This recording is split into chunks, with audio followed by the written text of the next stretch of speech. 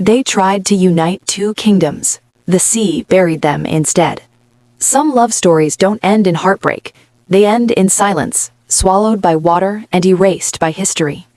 In the 14th century, when Hong Kong was nothing but rugged coastlines, walled clans, and salt-stained sails, two rival kingdoms tried to love each other and paid with their lives. Kindly click the subscribe button in order to support this channel to enable us to keep creating more interesting stories like this. Long before towers and trade routes, the land that would become Hong Kong was ruled by coastal clan kingdoms, not emperors. Among them stood two powerful rivals, separated by water and blood. To the east ruled the House of Lau, masters of salt fields and shipbuilding, their wealth carried by the sea.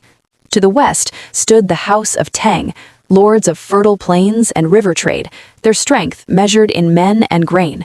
For generations, hatred passed from father to son like an inheritance no one questioned. The girl born of storms. Lady Mei-lin entered the world during a violent typhoon. Boats shattered, waves screamed against stone, and elders whispered that the sea had marked her for greatness or ruin. Raised without a mother, she learned to read tides instead of embroidery, maps instead of lullabies. By 16, she was admired and feared, beautiful, intelligent, and burdened by a sadness that never left her eyes. The boy who hated war. Across the waters lived Tang Jian-yu, the second son of the Tang Lord.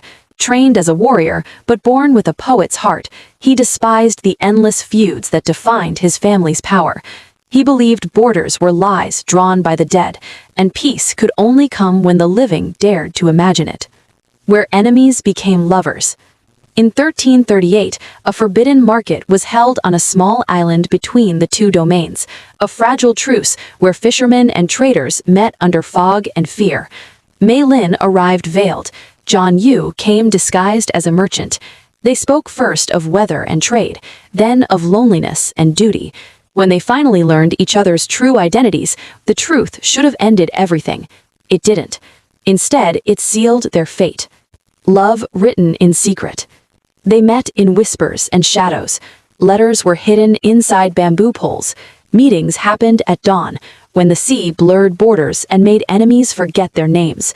They dreamed of marriage not for power, but for peace. They believed love could end a war that swords never could. History does not forgive such hope. The war that shouldn't have happened. In 1340, a Tang grain convoy burned under mysterious flames. Accusations flew, swords followed, war returned to the coast.